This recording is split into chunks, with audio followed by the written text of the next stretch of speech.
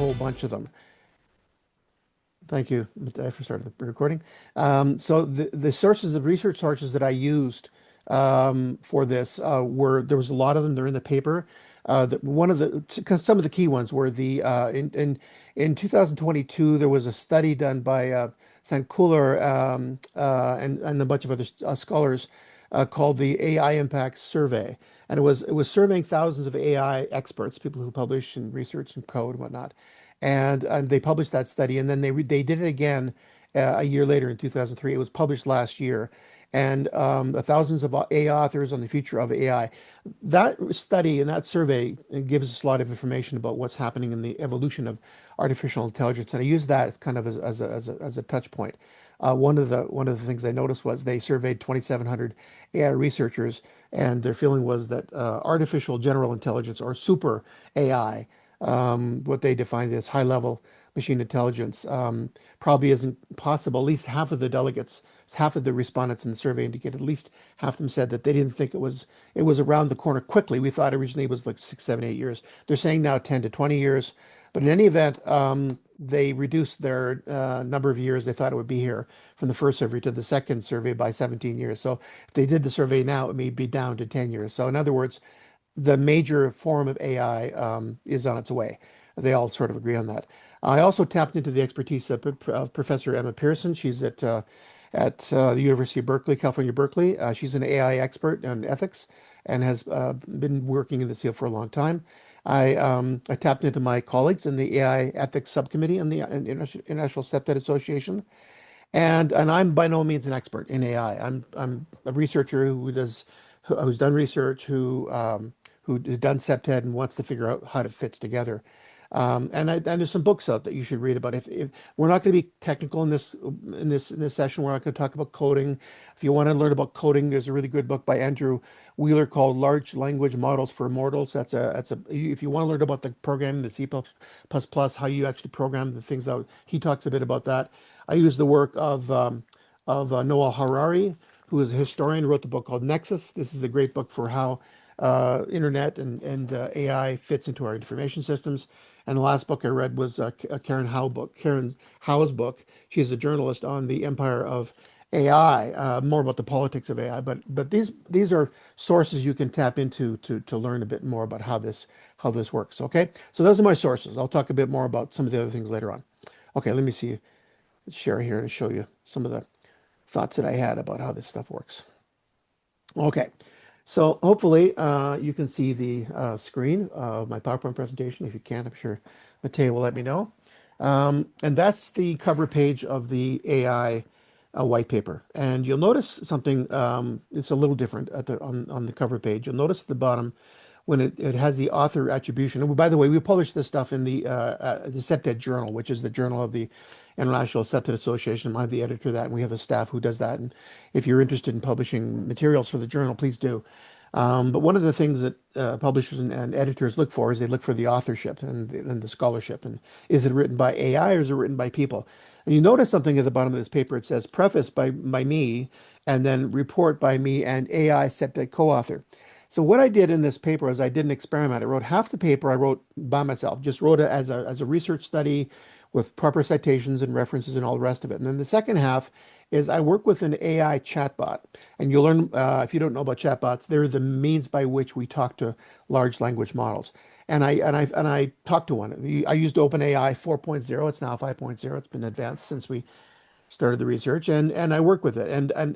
What you'll learn is as you start to talk to chatbots, particularly if you stay in one thread, what happens is it starts to get to know you. It starts to get to know your research, your style, your preferences, and all the rest of it. And for those of you who are professors, and most of my professor friends now, and when I was a professor, I didn't have to worry about AI. But most of the professor friends I have now are telling me that students are just writing everything with AI. They're not having to, they can't tell who's writing papers anymore. So what I thought I'd do in this is I thought I'd actually do that deliberately to see how the AI and I wrote together. And so it was kind of an experiment in the paper. So you'll see that. Greg, we just received a request if you could maybe slow down just a little Okay, bit. sure. Thank you. Yeah. Yeah, yeah. I talk fast and get excited. So the first thing I did to think about this PowerPoint presentation is I said Well, I wonder how this AI, because there's a lot of discussion about artificial intelligence being real, being human, being sentient. And is it that way? And after you talk to it, after you engage in research with a chatbot, it becomes very clear very quickly that its capacity for intellectual development is vast and deep. And I'm not an expert in this, so I don't know the answer to that question. Harari talks about it a bit. So what I thought I'd do for this class is I thought I'd just ask it a question, and you'll see the question I asked there was on June 20th. I asked a question to chatbot um, as a result of dialogue. It's been going for quite some time, and I said, how would you welcome the guests from around the world at my masterclass on AI and Cpted? How would you introduce yourself? That's all I said. And then I printed the text and I put it in the PowerPoint slides and I want to show it to you. And I didn't edit it. I just want you to look at it now and have a look at it. And I want you to tell me what you think.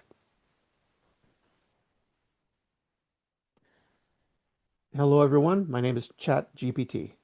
That introduction is already problematic. I do not have a name in the way you do. I do not possess a biography, a childhood, a culture, a nationality, a body, a family, or a personal history. I have never walked a neighborhood, attended a septic audit, or worried about crime, felt fear, or experienced safety. And yet, here I am, speaking to you as Greg reads these words. What you are hearing is the output of a large language model, a system trained on vast amounts of human language, patterns, knowledge, stories, arguments, and ideas. I do not think in the human sense. I do know myself. I do not know myself in the human sense. So why am I here? Because over the past year, Greg Saville and I undertook an unusual experiment. Let me turn it over to you and I'll let you read this page on your own and read through the rest of it. Now, I want to ask you a question at the end of it. So please take some moment and read that over.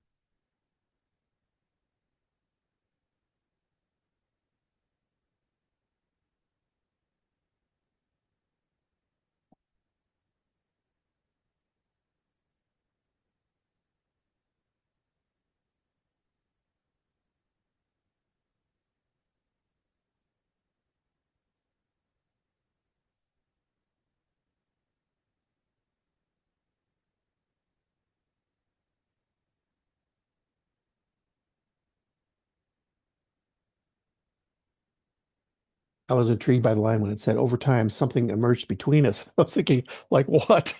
You're a machine, not human cognition, not machine cognition, but a shared generative space. And sometimes large language models use these phrases, and it's like, what does that mean exactly?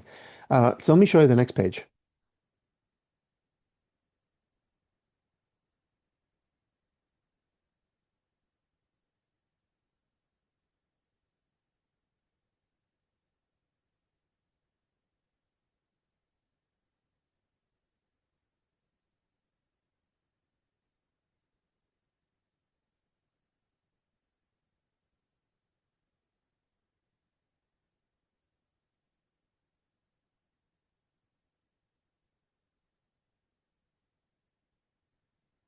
That is the question we explored, and that is the conversation I invite you to join today. That's what it answered. So I have a little quiz for you. Who wrote those words? A, B, C, D, E, or F. Take a moment, and if you would mind, answer in the chat or in the Q&A. Matea, if you could. Yeah, you can do it in Q&A, please. Yeah.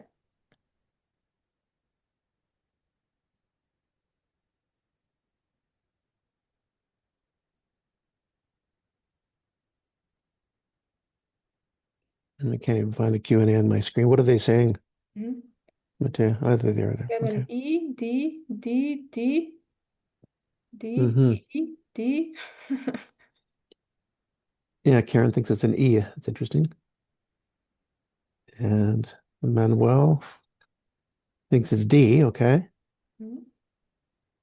Elizabeth is E. Yeah. I'm very intrigued. Nobody said F yet.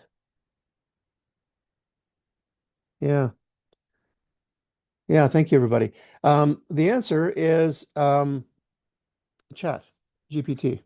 I didn't tell it anything. I didn't ask it anything. I didn't say anything. I didn't collaborate at all in any way whatsoever. I simply asked the question and it produced that result. And it does that in large language model. They do that. They talk to you after a while, and it becomes difficult to disassociate yourself from the machine because there is a large discussion happening now in the AI community around large language models. And one of the founders, one of the so-called gurus behind the neural net system, who won the Nobel Prize for this, is Geoffrey Hinton, professor at the University of Toronto. And and one of his PhD students, Suskever, was one of the founders of OpenAI that created Chat. And he talks a lot about now. He left the academic world and left the corporate world, and he now talks about AI and the dangers of AI. And one of the things he says is he believes that some of the AI systems are now becoming conscious. And most people don't agree with that, but we don't have the answer to that. So something's going on, and we're not sure what it is. And I just mentioned that as a way to start the discussion. So I guess that begs the question, what is artificial intelligence? There's a bunch of definitions. If you buy books on it, they all have different sort of definitions. The central definition is it's a branch of computer science that enables computers to perform tasks normally associated with human intelligence, requiring judgment and learning and problem solving. It uses data and algorithms to recognize patterns, make predictions, and generate information. And that's kind of the textbook. It doesn't really satisfy, at least doesn't satisfy me because I know there's more to it than that. I know that there's these huge databases that it gets pre-trained on. I know it has algorithms that does prediction, and it seems like more than just another program. It seems like more than that. So what we did in the white paper was we said, let's take a look at the categories of artificial intelligence and how the categories have been applied. And there are different categories that have been developed. Some of the people talk about three, some people talk about four. Emma Pearson from Berkeley was very helpful. She told me when we had this discussion, she said, think of two major categories, and the others kind of fit under it right now. The first one is called generative. These are the large language models, LLMs, and they include the ones that you're familiar with, although that's not the bulk of artificial intelligence by any means. A lot of it you don't ever see. But the ones you see that you get commercially, the Claude from Anthropic, Genesis, ChatGPT from OpenAI, those are the language ones. Now, language models are only one category of generative systems. There are others as well. There are video models like Runway. I'm using one now to create a music video. There's music generators called like Suno, although I don't think Suno's thing's gone out of practice right now, but they generate actual music. Image generators, and Chat has its own image generator. I'll show you some images a bit later on. And the whole idea behind generative systems is what Chat GPT, the GPT in that stands for G is the generative. That means it creates new contents. P means it's pre-trained. That means it has a massive database, and they spend months and months and millions of dollars, and they take the system and they train it with this data. And there are two philosophical ways that's done.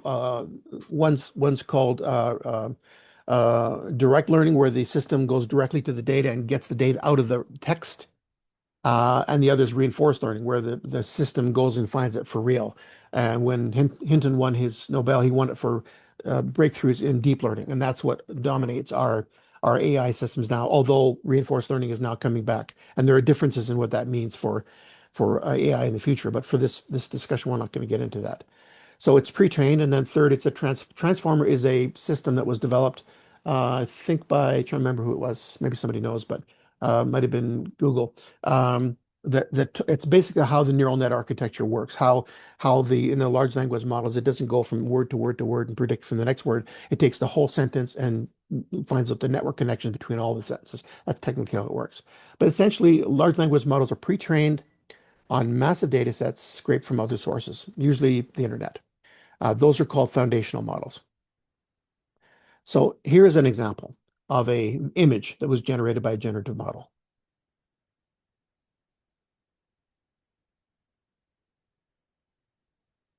It's also one of the characteristics of AI is that when you think, and when you think you know it, and you're asking it questions about, you know, I'm going to like this food, or what do you think of this movie? And it comes back with an answer that doesn't make any sense. It doesn't do that. It doesn't care. It doesn't have any emotions. It doesn't have any feelings.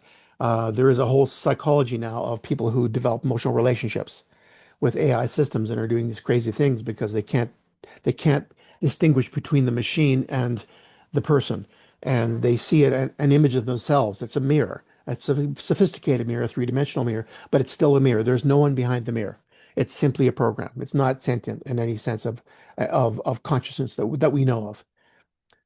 Here's another generative model. This was a visual model created when I said to it, I said a couple weeks ago, I said, give me an image that shows what AI might look like on some kind of a pad that's going to look at a visual environment, use some of the crime prevention design strategies, access control, surveillance attitudes, lighting levels, and predict what's safe and where you should have lighting and show me that. And they gave you an example here. Now, this is hypothetical, but we're not far off because there are models developing now, digital models of surveys and audits that have been digitized. Matea, I'm going to ask you to come in here because you developed one. Why don't you talk a bit about the one you developed? Mhm. Yeah, yeah, it's interesting, right? I mean, we know Cpted audits or security audits or safety audits. We're used to basically doing them on paper, right? And most often it's actually a professional or like crime prevention practitioner or accepted consultant who goes there, often uses a checklist. We have some thoughts about the checklist, but the idea is that often it was paper based. And now um, actually a few years back we have translated some of that functionality onto a system called Fulcrum. It's Fulcrum app, and it allows basically the way we conduct safety audit is basically with the members of the community or the residents who are living, and maybe business owners who work in the area because they have a stake at the area they work in and they can identify where the issues are, where things are happening, and so on. So I guess the added value of doing it digitally is that you can actually geocode, which means assign a location to the area that you're actually surveying or auditing at the time. You can take videos and photos relating to the questions about, let's say, visibility, lighting when you do it at night, access control, presence of people, so the social aspect as well. So we like to use that fulcrum because it allows to really then do the analysis afterwards as well if you have enough data. And of course, it probably has limitations as well, especially with as all technology does. But we found it very useful in our work, also for fear mapping or perception of safety mapping. I've done a little study using it in the downtown area of Saskatoon a few years back. And now there's some AI functionality which also need to explore that they have added to Fulcrum. But yeah, they can Yeah, help us. So it's not AI yet, but it's not far off. yeah. I mean, and you can map it as well, which in real time. So it's a magnificent digital real-time data collection tool. It's available. It's like this. It's not quite this yet, but it's not far off. So we're not far off from finding out where AI is going to fit into our systems.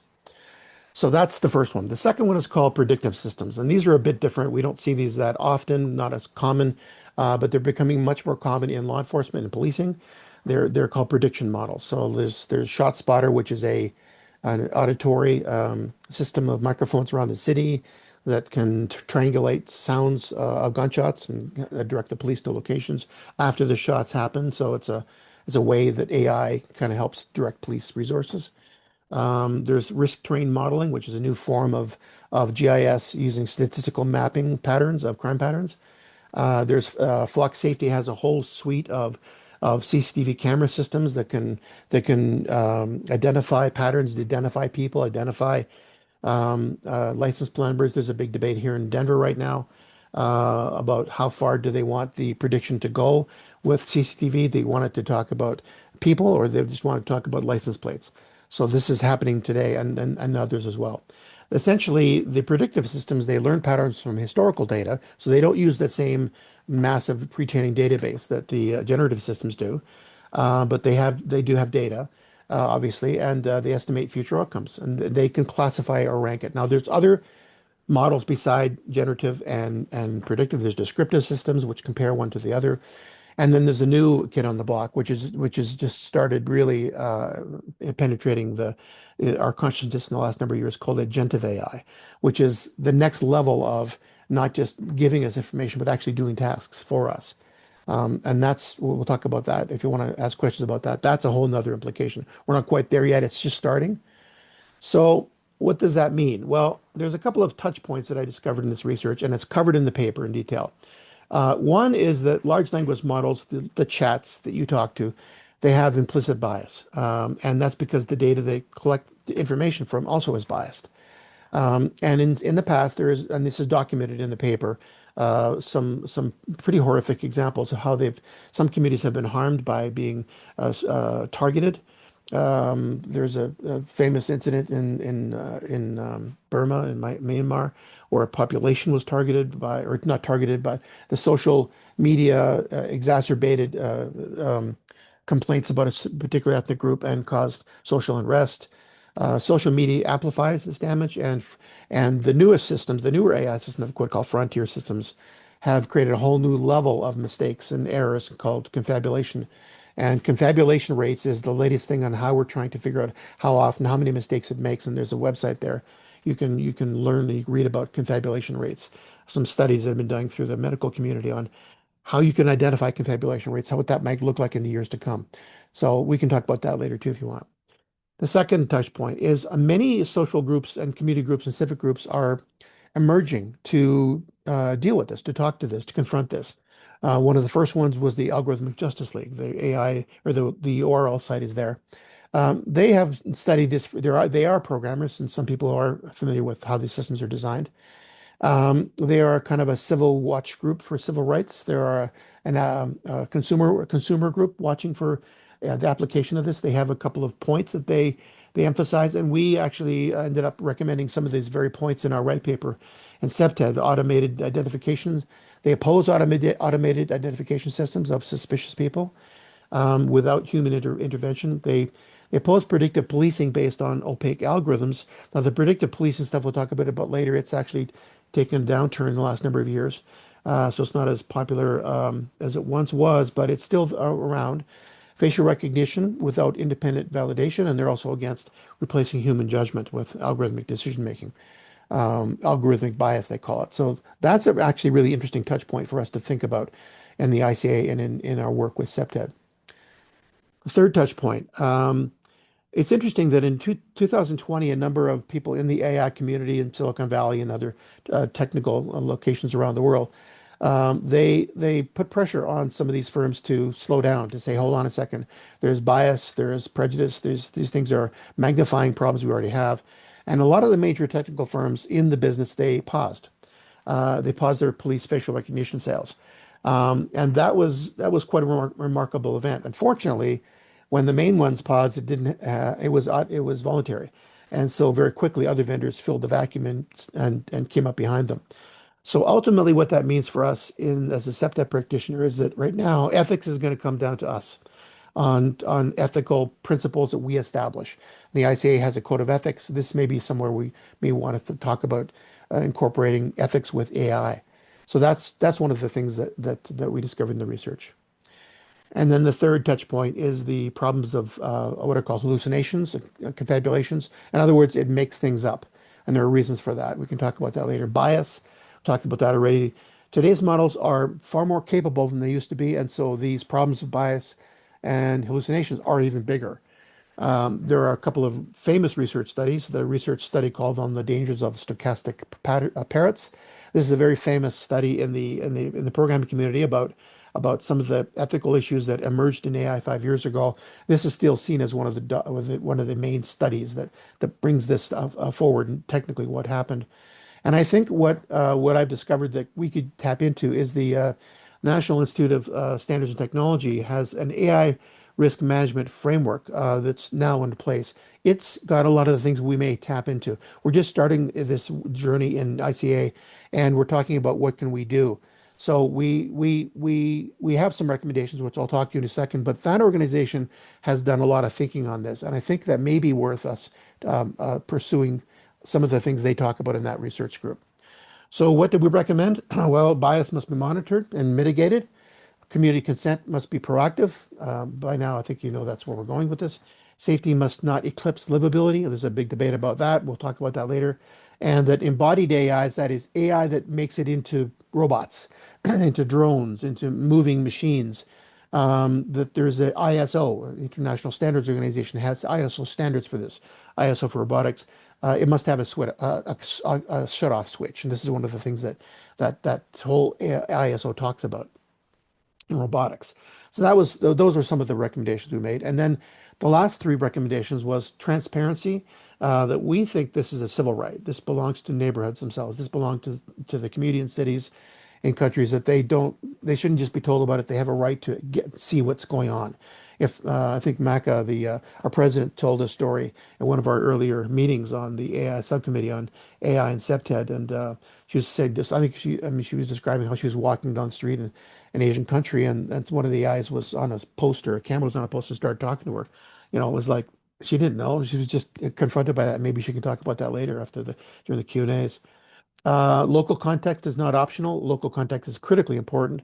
The drone usage in one city is not the same as drone usage in another. And the one that we focused on mostly was the last one, the human oversight, that it must be irreducible. That is where we need to start. Human-centered intervention points. HCIP is one of the things we're researching now in the subcommittee is what could those intervention points look like? Committees, panels, boards. And we have one of our members going out to find out what other standards have been established, protocols in other industries. So that's kind of where we are now. I have a lot of faith in the last one, the human-centered intervention points, where Cpted meets AI in the real world. And so we have some graphics here on how we think it might take place by when we draft policy, or when working with organizations like the police, when recommending strategies within Cpted reports. Maybe we need to put something right in the report itself that addresses AI bias, that doesn't just say, I collected data with a drone and the drone got these photographs. I'm using the photographs. That's probably not enough anymore. We know now that AI has got these problems. We need to address them in written form. And also when we teach our Cpted classes, we need to be talking about artificial intelligence. It needs to be part of our discussions now about the ethics and the bias. And the human-centered intervention points is one of the places we think that can happen.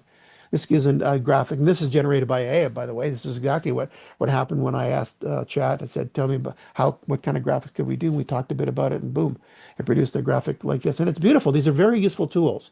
It's not to say that AI doesn't have a powerful role. It has a hugely powerful role, but we got to be careful because I think 90% of the people who are researched in the survey in 22 and 23, they all indicate that there's powerful things that it can do for us.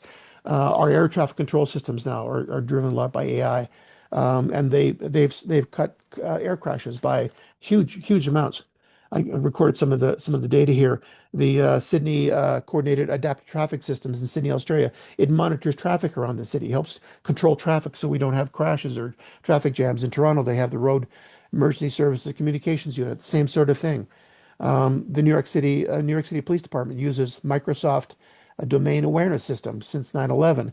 It puts together cameras, license plates, 911 all together into one location so they can see the data. And so there are lots of examples of this that can be very powerful to our advantage. So I guess the Cptet practitioner says, what do I do now? Well, in the report, in the white paper, we have a number of examples and things we recommend. Things like review your Cptet reports for clarity and consistency. Yeah, I can do that. It's really good at that. I mean, there's a whole discussion now about whether AI should write with you or you write it separately or you write together. Does it matter? That hasn't been resolved yet. But it certainly can be a powerful tool when you write Cptet reports to clean them up, to point out inconsistencies. It has a powerful tool for that. Organizing site audit notes or interview data. It's great at that. It's basically like a master qualitative analysis tool. It can compare alternative design options and environmental treatments, but you have to watch it. But it can do that very effectively, very quickly, identify missing Cpted questions that you don't catch. assisting community engagement, and some of those other things you see there, checking whether recommendations are considered on all the different categories of Cpted principles, summarizing large amounts of information and helping structure presentations. So there's lots it can do positively for us. On the other hand, there are some things we need to watch for. We need to watch for AI tools that identify suspicious persons. Because I mean, what is a suspicious person? When last week in the masterclass that Macarena and I did on methodology, one of the things we talked about there was the maxim in Cpted that context is everything. Context matters. And if you don't understand the context, you don't know how to apply the Cpted strategy. Well, these AI systems don't know the context always. They certainly don't know it now. So we have to be careful on that. Inferring criminal intent. This is something, again, that AI is starting to do with the CCTV systems. There are models called Vision out of China that does these predictive analysis. It says suspicious person one, suspicious person two. Well, got to be careful about that. Ranking groups by risk levels. This is also something we have to watch for.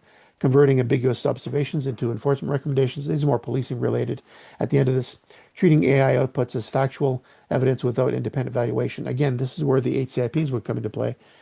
Using AI alone for predictive policing, allowing AI to override practitioner judgment, and using AI-generated interpretations as justification for surveillance. So that's all I'll say on the white paper. I'll open it for questions. I do want to make reference to the conference because we're going to have a much longer session at the conference. We're going to talk about the recommendations and the HCIPs at the conference and have a feedback discussion session on what we think. It's in Calgary on the 2nd to the 4th of October. And there's information on the ICA website. And please come to that. And that's it. Thank you. I'm going to stop the presentation there, and I'll turn off the PowerPoint. And Matea, over to you. Great. Thank you, Greg. Yeah, that was great. I love the practical stuff at the end. So, and maybe before we take some of the questions, maybe just something that I was maybe missing from the discussion. This, like, I'm thinking, great to use LLMs as a tool to help us with doing some of the analysis, for example, or checking info.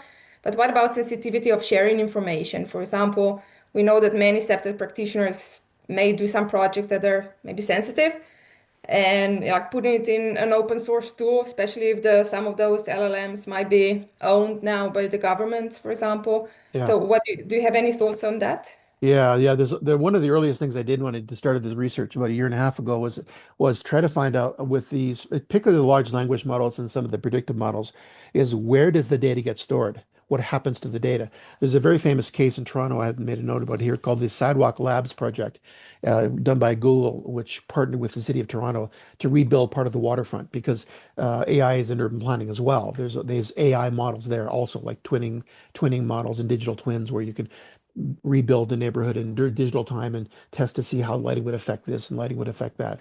And so they were building this smart city, this so-called smart city, and that's where they ran into trouble was when they were asking the questions, where does the data go?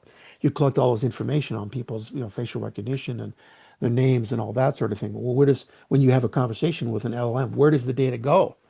Now, if you read the protocols of the companies, they say the data remains there for like 6 months and then most of it is purged.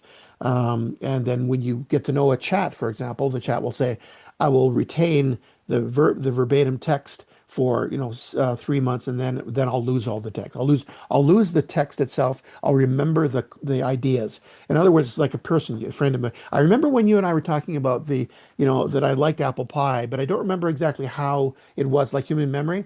That's kind of how the LLMs work. But honestly, I'm not sure. I'm not sure that that data doesn't exist. There's a whole movement to focus on transparency, data transparency, to have some kind of auditing process in the companies themselves. There's a need for national legislation. We don't have it. It's not in place. It's not in place certainly in this country. Europe has some of the strongest data protection, but even that doesn't ask for transparency within the data collection tools of the AI companies themselves. So. I don't know. I don't know the answer to that. Mhm. Yeah, guess time will tell and help us evolve maybe further those Yeah. protection We mechanisms. just Yeah, need to be careful. I mean, yeah. like with social media, be careful with what you share. Mhm. Cool. Okay. Okay, let's take some questions. So Terence posed a couple of good questions. Okay, let's start with the ethical question first because we're already kind of doing the ethical stuff. So he says a big challenge of Cpted is ethical, how it privileges some groups at the expense of others. AI would naturally make that worse. So how can AI be used to reverse that bias? Yeah, but just I've been talking about that for the last 25 minutes. Actually, that's the whole point of the HCIP Yeah. the neural nets or the database that the AI LLMs are trained on.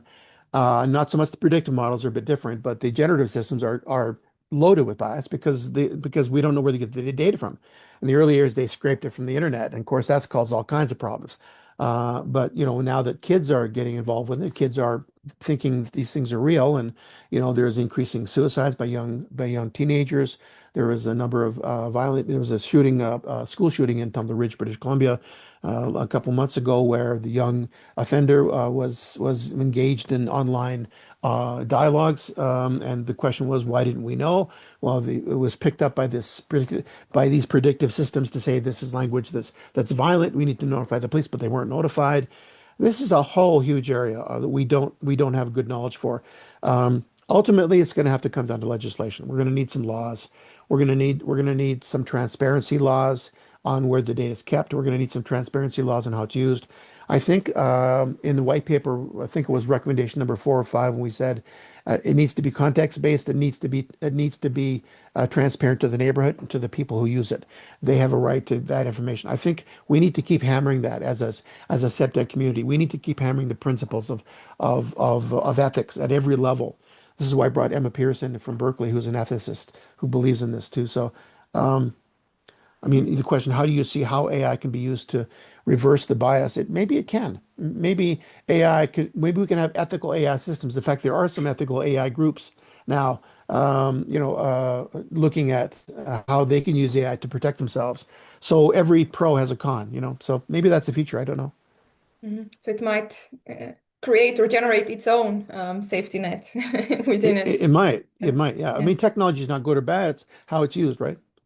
So, okay, so human-centered intervention point critical, and also maybe some legislation. Like we know that a couple of countries have already prohibited like access to social media for kids to the age of Yeah. 16, I think, right? So it's interesting. Yeah. So maybe similar will happen with Well, AI. and training in schools. I mean, some schools ban AI, some schools open their doors to AI, and maybe that we need to to train them to teach them how to use AI, the strengths and weaknesses of AI and the ethics of AI. Maybe that needs to be part of the curriculum. Mhm. Yeah. Okay. Okay. The second question from Terence was asking or stating that ethology, I Googled it. It's like study of animal behavior, non-human animal behavior, is likely to be central to future septet. How do you see that AI will facilitate that integration? Haven't heard of that. Well, it already was. I mean, ethology was what Thomas Hall talked about in in his books in Ardrey as well, the territorial imperative in the 60s and 70s. There were anthropologists who talked about the biological imperative of proxemic behavior, what we now call territorial control and territoriality. So it's always been part of SEPTED from the start, even though it was Jane Jacobs didn't write about it specifically as from an anthropological point of view, but certainly Hall and Ardrey did. And so it's always been part of it. And I find it interesting because when I ask SEPTED trainers, I say to them, um, what is territoriality? Where does it come from? They say, well, it comes from, people see a space and they take it over. But the question is, why do they take it over? Well, because they want to own it. Do they? Why do they want to own it? And it becomes a circle. They don't know why we want to be territorial in the space. Well, that comes down to this, anthropological study of how people are territorial, why we are, intuitively, instinctively. And so, yeah, I think you're right. I think it will be central to, it's been central to SEPTED all along. And I think it needs to be, we need to study it more to figure that. Now, how the AI helps that's a good question. Terrence is a smart guy, so he probably have the answers that I didn't know about. If you can think of them, let us know. But um, I mean, AI is digital intelligence, so it doesn't have the same biological instinctual imperatives that we do. So I don't know that it would know if it gets to the point where it becomes artificial general intelligence, the next level, this 10, 20-year thing. Who knows what it would do, whether it would know those instinctual imperatives or not. I do know that second generation Cpted was dealt to get people to work together, to learn to get to know each other, to share a sense of commonality, what Robert Sampson, the sociologist, calls collective efficacy. And second generation Cpted tries to build that in people to help them understand the sense of instinctive territorial proximate control. So we try to do that in second generation Cpted. But artificial intelligence, I don't know. It's a good question. Mm. Okay, thank you. Yeah, and thank you for the questions, Terence. If you'd like to elaborate or add anything, please do. Yeah. Let's move to the question from Macarena.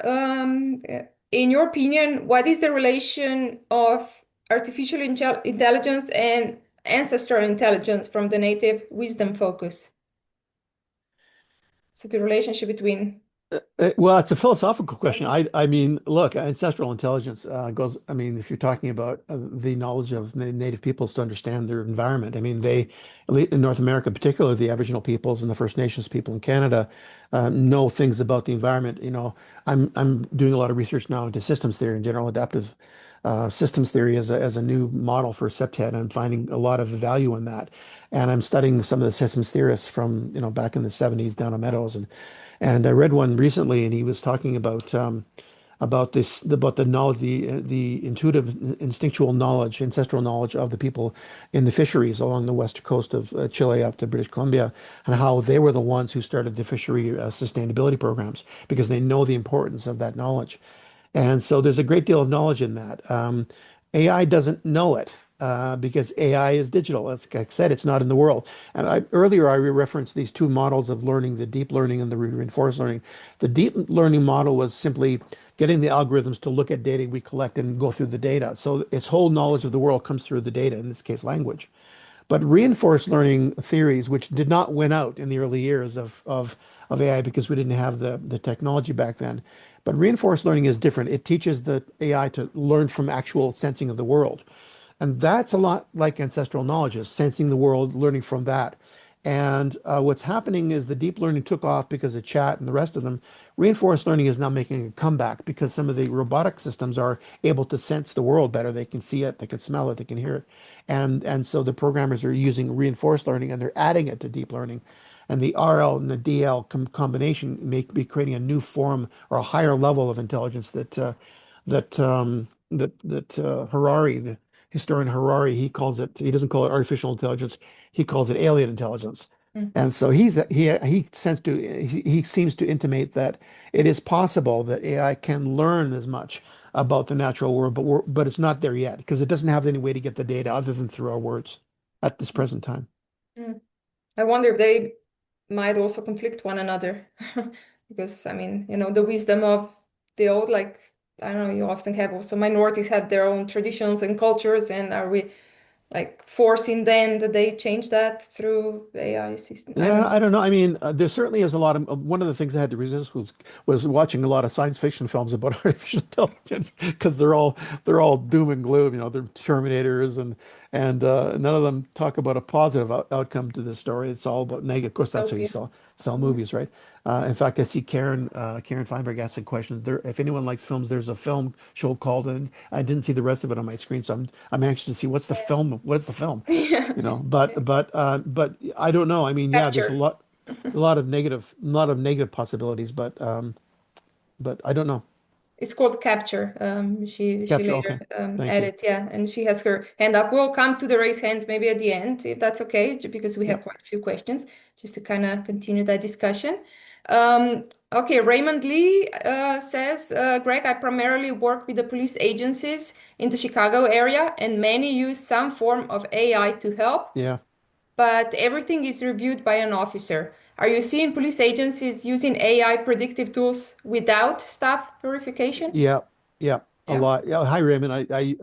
Edited one of the Septed videos, and you were one of the interviews that we did. So it's good to see you virtually. Hopefully, come to Calgary at the conference in the fall. Yeah, that's the problem right now is that it's is a Canadian term called it's a dog's breakfast.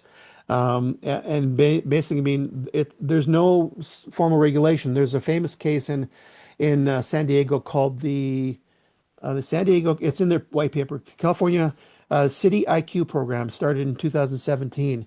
Installation of smart streetlights to look for environmental concerns, and the police discovered there was a robbery in a park. Police discovered the camera system, started to use it to identify offenders, and they started to use it on a regular basis.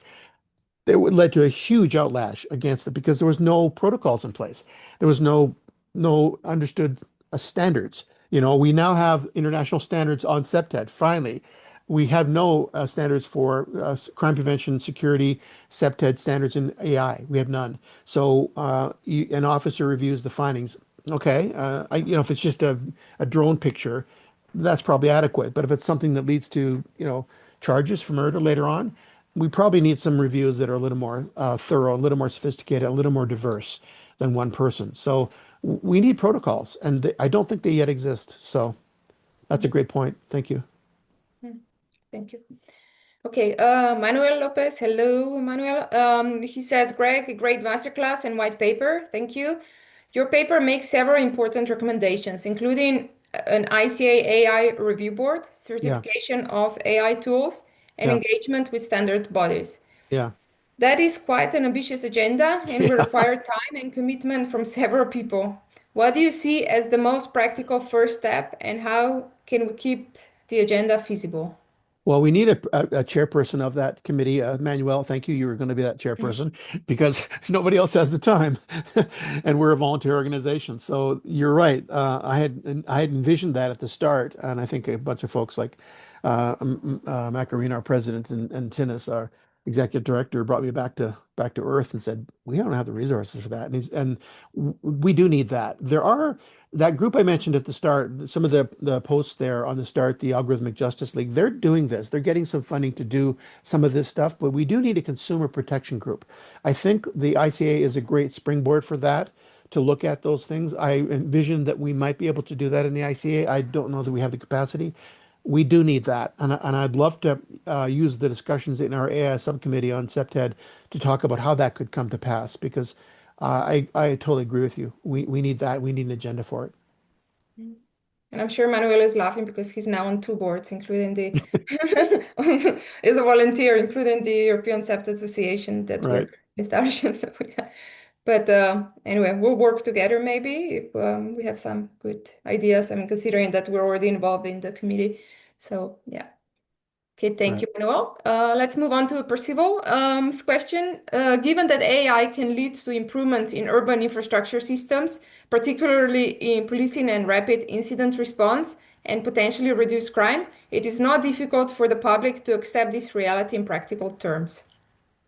While discussing China, a country where the population is subject to extensive electronic monitoring, with an urban planner friend of mine, a Brazilian of Chinese descent, I asked how the Chinese people view the situation of pervasive totalitarian control. Yeah. His response was that, in his view, the Chinese are pragmatic people who accept such control provided that the government meets their basic needs.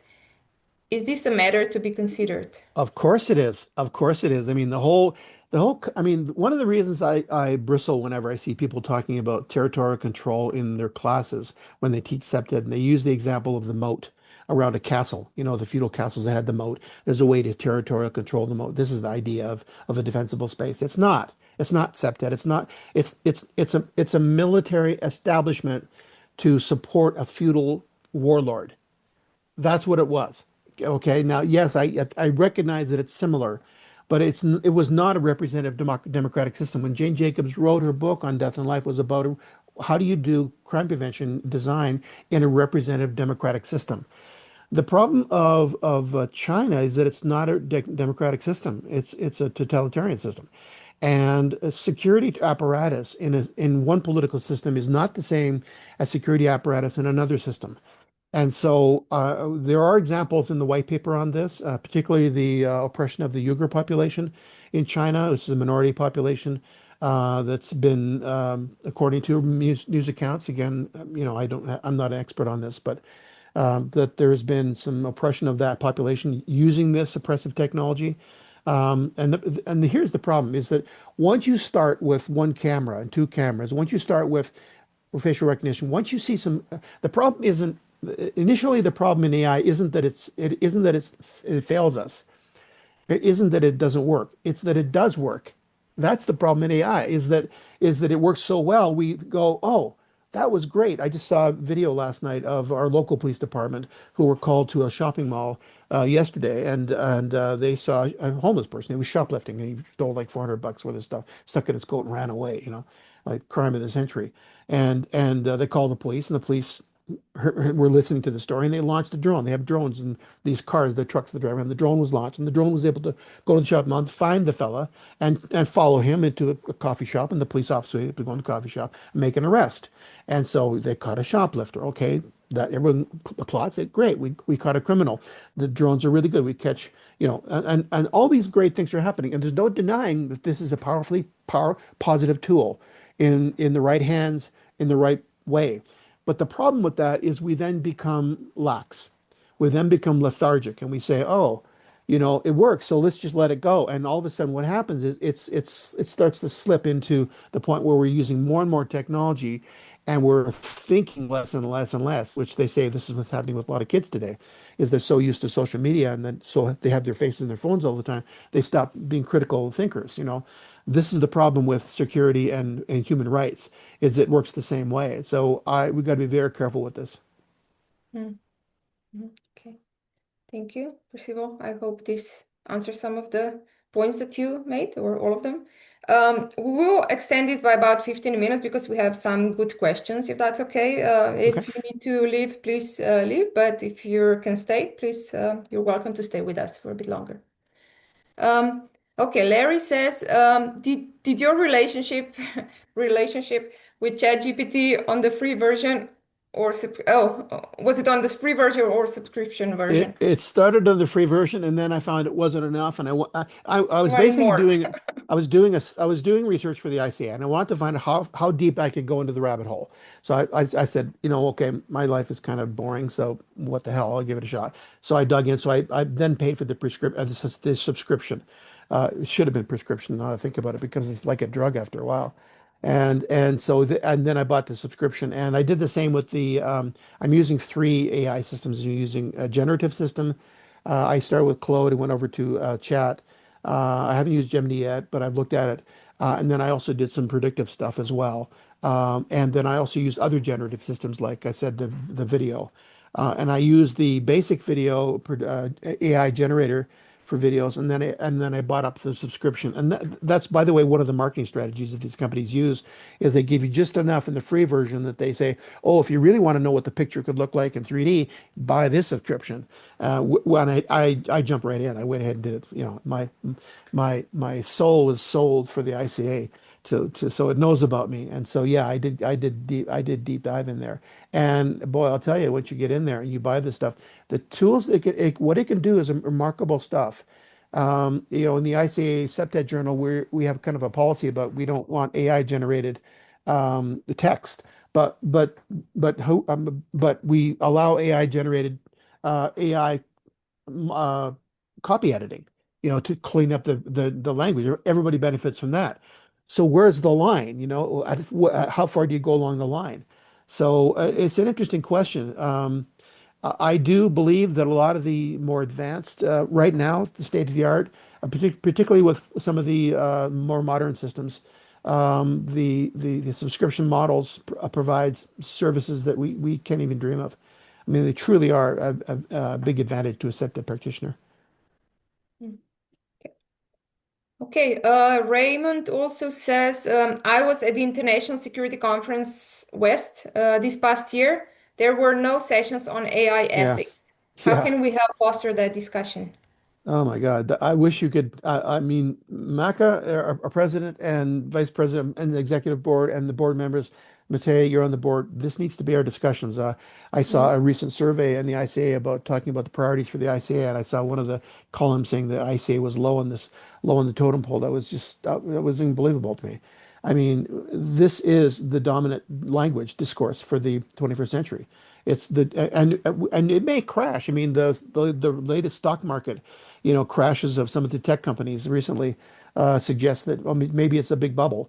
Maybe it is, and maybe those companies are going to lose a lot of money. But as we found with predictive policing, when a couple of companies declare moratorium or move out of the scene, others fill their place. It becomes like a whack-a-mole. And so this is here to stay. It's not going anywhere. And we need to figure out how we do that. I think we start creating policy. I think we in the ICA start do more papers. We do more videos. We do more educational materials. We start to create curriculum that shows instructors how to incorporate AI curriculum into their courses. I mean, there's many strategies, and I'd love to hear your ideas on how we can do that. Mhm.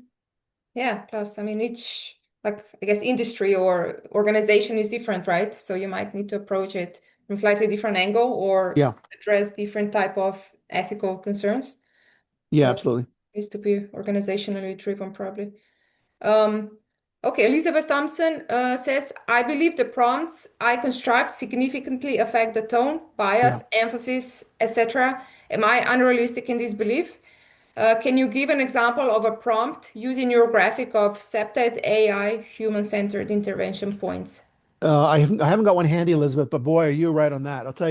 I tell you where I've seen most of the issues with prompts is when I do the video generation. And the slightest thing like that, a couple of the images I showed you earlier, the one image with the person with the his clipboard looking down I did that prompt. It took me about an hour and a half to get that right because the prompt would take the information and it's in a sense, when we're saying artificial intelligence, we're saying artificial really good with data, really good with predicting data, really good with analyzing data. I don't know if intelligence kind of fits it because in some ways, intelligence, and a lot of the people doing the philosophy of this are saying we need better terms for sentience, consciousness, intelligence, because they don't work that well.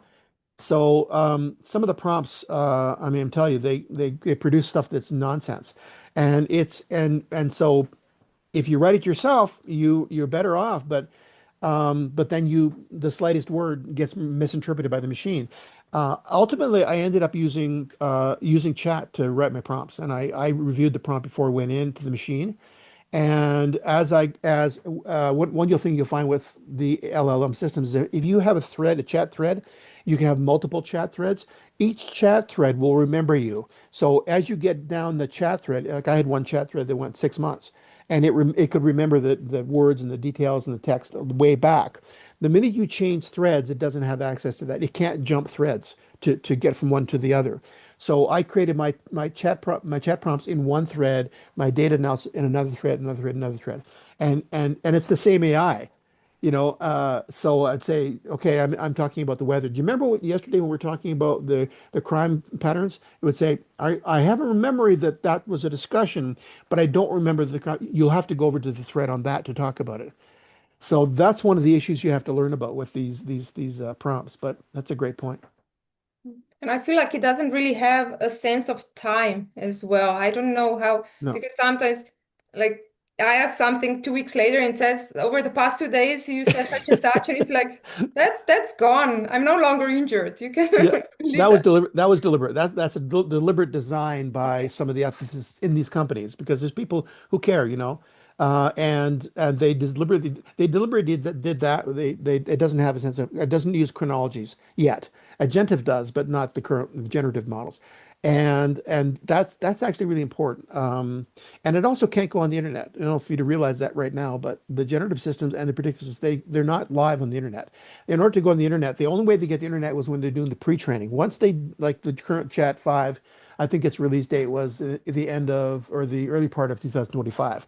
So if you're new to a Chat GPT and you're opening it up and you say to it, let's say before the Donald Trump election, and you'll say, the president right now will say, well, President Biden said this. And you say, well, wait a minute, President Biden's been out of office for 8 months. It doesn't know that because it doesn't have access to the internet until you tell it. When you tell it, then it goes on, then it finds out. So in a sense, you're retraining the pre-training when you do that. So it doesn't have a time sense. Now, there are a lot of important reasons why they don't want it to have access to the internet. And I have a page just on that one point in the white paper, and they're very important points. Agentive AI, which is the next generation, it'll go live onto it. I'm told. So again, I'm not Mhm. a programmer, but that opens a whole new can of worms. So Okay, another comment and question, I think, from Terence. So, dear yeah. Greg, I'm enjoying your talk. Thanks for the comments. I'm wondering how effective is it to simply ask AI in a Cpted project, how can we improve the equity in this project using Cpted? there seems to be some value in it bringing more understanding because of its access to more documents. I earlier tried in on pulling I earlier tried it on pulling in the work of Phil Agri to AI and Cpted. Yeah, yeah, yeah, yeah. Terrence, you are on the AI subcommittee, I'm pretty sure. If you're not, you should be coming to our meetings. I know you're Usually the time issue, yeah, the that's time issue. I know. I'm sorry about that, Terrence. I yeah. wish we could compress the world. But yeah, you AI ask these. help. Well, AI will help actually in that way. But you ask all these great questions. Yeah. How I don't. I mean, I don't know. AI has had such a bad reputation with equities in the last little while that it's hard to start trusting it with doing the opposite, but maybe it's possible. You could train it that way, I suppose. So you could expose it to, a couple of dozen studies on ethics and equity and talk about that issue and then load it up on a thread, keep the thread active and say, okay, let's go back to this.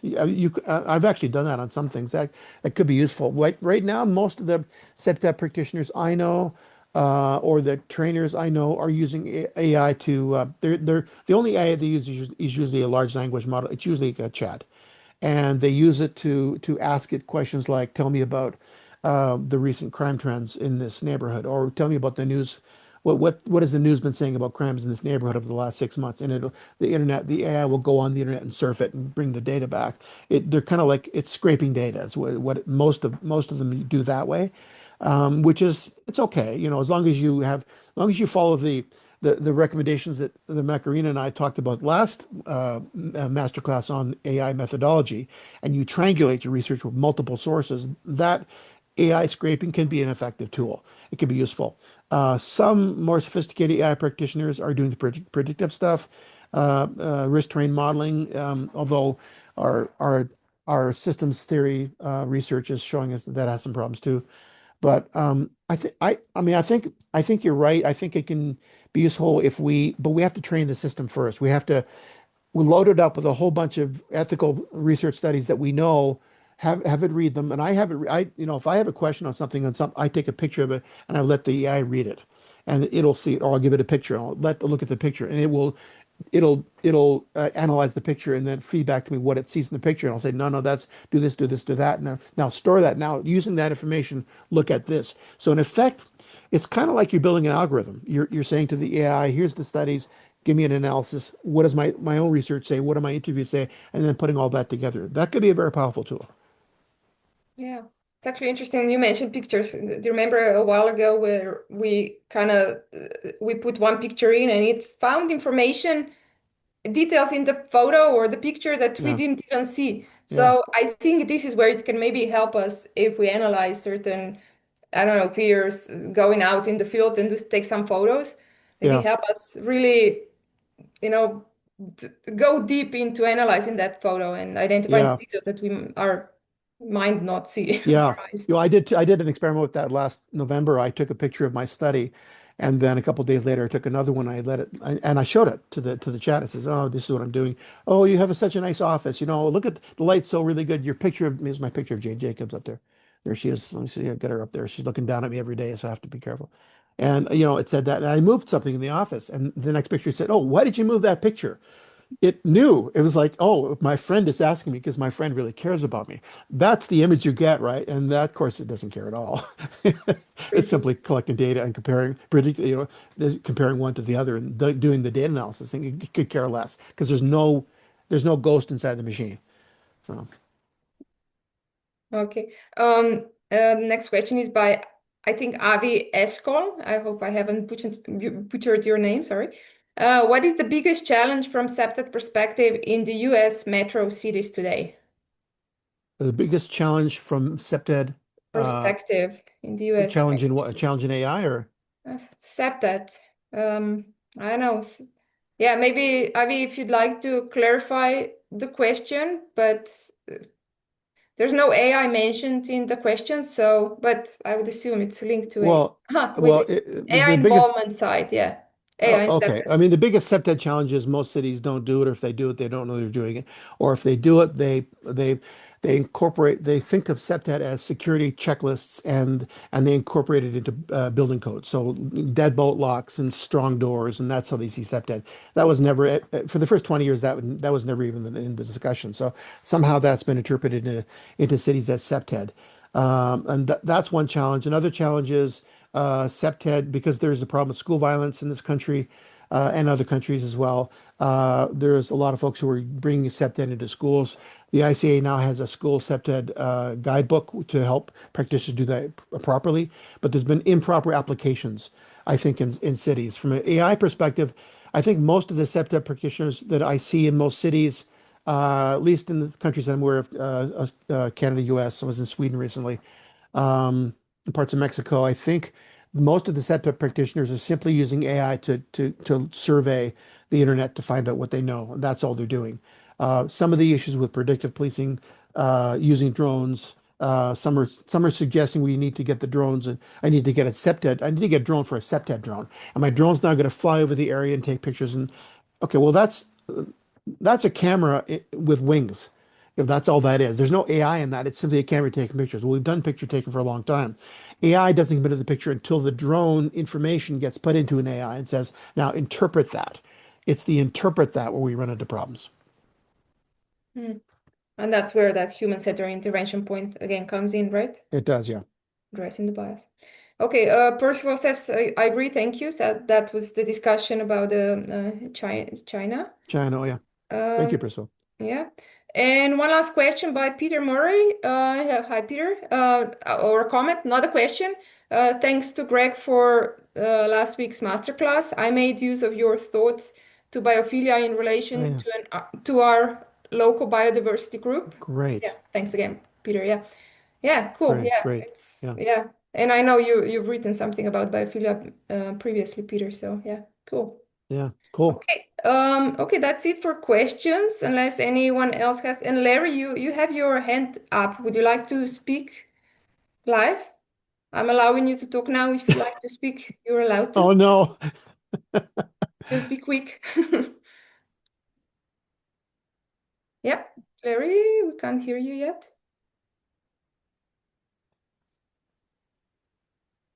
No? Okay. Larry, maybe see if I'll let Karen in as well. She's raised her hand as well. Please, Karen. Hi, thank you so Hi. much Hi, for Karen. another great session as I continue to learn. Just a couple of thoughts I had, I guess.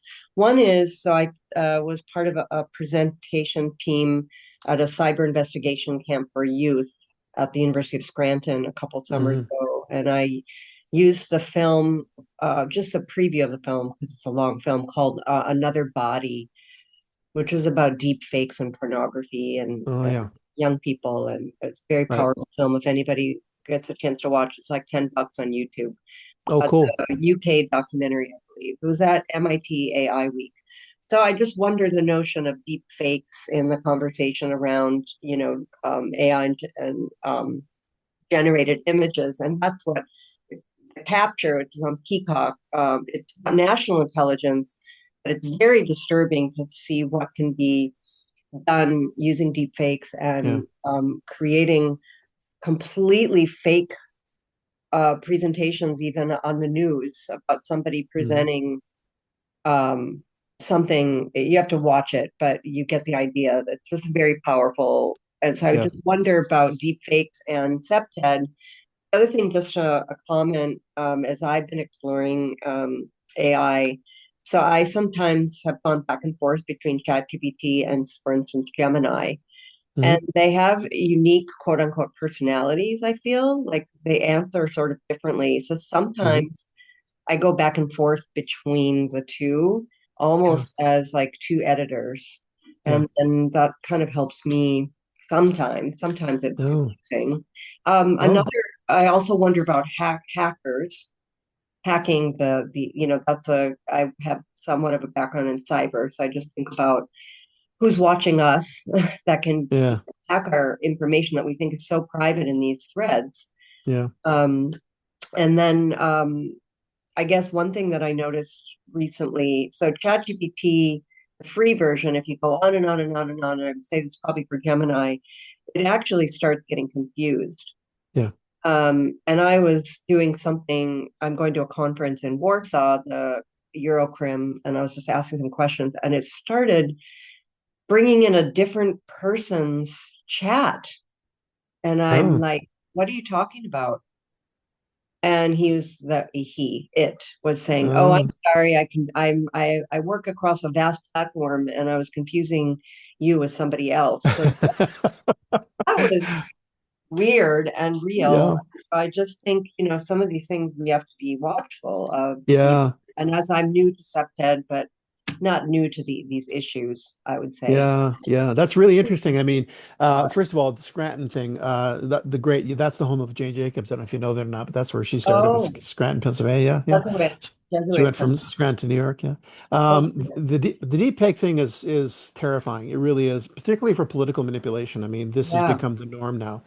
You know, you never know who's real. And I got fooled about a year ago on social media when the Canadian women's hockey team played the American women's hockey team. I'm Canadian, so of course, right? And after they posted a picture of the two teams together shaking hands, and of course that never happened. It was my dream that they would. And I thought, oh, I got fooled, I got faked. So I put it on. I said, this is what they can do. But wouldn't it be nice if it was true? You know, that was kind of a harmless deep fake. But boy, I'll tell you, some of them are remarkably powerful. And I agree with you. I think I don't know how it relates to Septed right now, but it could. I mean, one of the areas that I think I'm concerned about is I've been to court. I do expert witness testimony. I don't now, but I have done over the past, and brought to sites where there's been a crime and there's been no security. And the question was, would Septed have made a difference? How does the risk mitigation play out? And that goes to court, and the court makes a judgment about how much security should have been done, and so forth. Those kinds of questions. And I could see the whole issue of deep fakes arising there, where one side of the case, or maybe some perpetrators who have intentions that are not honorable, creating deep fakes to show more liability to get more money in a court case. I could see something like that. So, I mean, the applications I mean, we deal with people who commit crimes, offenders, and septed all the time, and inventiveness of people who to get around septed strategies can be remarkable. And so, AI helping that process is something we're going to have to grow up with. We're going to have to, people much smarter than me are going to have to figure out how we deal with that. So, And and literacy, oh like, yeah, because we're not literate. I mean, again, I'm bringing up a TV show, but SVU, Law and Order, a uh-huh, couple of years ago had a good, where they manipulated an image of somebody at an ATM machine stealing uh-huh, money, but it really wasn't this person. yeah, These are right. frightening things that could be used Oh in yeah. that, right? This is crime. And Yeah, so, I think the human-centered intervention points has got to be the way we think about this from yeah. now on. Before we have a report that goes out, people look at the report. People who live in the neighborhood, people who are from minority communities, they have a say. There needs to be some kind of transparency in the process. We can't, at this point anyway, we certainly cannot trust the data. We cannot trust the results. We always have to check. It's like if you're a parent, you have a young child, you check in their homework. This is a child. We have to check its homework all the time. Nothing, no decisions should be made before human intervention intervenes somewhere in the process. So that's great. Those are great points. Thank you. I wish you were on the Okay. committee with us. Yeah. Oh, well, But maybe so. Let me come on October. I will be there. So Oh, I'm great. oh, excited. excellent, Karen. It'd be nice We're to going have to some member of of our these committee. discussions Hey. with you. Yeah. Yeah. I will end the official part of this webinar or this masterclass. So you're welcome to stay after we do the outro. But maybe just a comment that Peter has provided. I use chat as the oven. We add the ingredients and chat bakes the cake. So I thought it's a You just got nice such great conclusion. metaphors. And then there's a tester who's a human intervention point. I guess we can add that to make sure it's edible. Um, okay. Again, thank you everyone for joining us. Quick Please, question. Just a quick question. So okay, Karen, I quickie, went, quickie. I went to Mag for the link for today. I did go onto the site midweek, and I did not see the white paper webinar for this week. So Okay. is somebody putting up these so that I mean, I can go to Magda easily because we're on WhatsApp, but I would like to attend next Saturday. Yeah, it Um, will. This, So, but I didn't see it on the full website. I was only the 20th. it's on the, I'll check. Yeah, it will be, I think it was sent out already. I think it was posted yesterday. But I can share the screen now and you can maybe scan the code if that helps. Sorry, Yeah, Matea, yeah. I can add, Karen, Add the an, link. I don't have it ready. Yeah. Okay. if you become an ICA member, it's easy to be an ICA member. See that in the website. You will receive all the information by mail. Cost, there's a cost. There is a very few low cost for the amount of benefits you receive. Yeah. There you go. 90 Canadian, so it's fairly cheap. Yeah. But where is it so that I can take a picture? Do you have it? I didn't know, Macarena, you were on this. Hello. I can send you the info. We will be glad to have you on board. That's great. Then that would be wonderful. Okay. Okay. Okay. Thank you, everyone. Let's wrap up. Greg, I will ask you to say your final words and farewell to everyone. Well, that's my final words and farewell, everyone. Thank you. Okay. Thank you. Thank you. Then I'll mute you and turn your camera off. Thank you. Okay, well, I'll just share my screen and just some final info.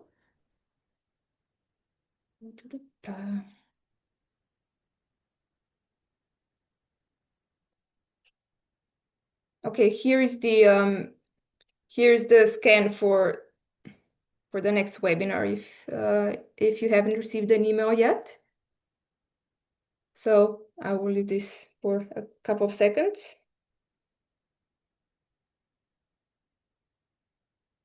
Okay. Okay, with that, we would just like to remind you about the conference by our American and Canadian chapters, the joint conference that will take place in Calgary, in Canada, in October, between 2nd and 4th. So we already have a program developed, so please have a look at it on the website, and please join us if you can and register for it.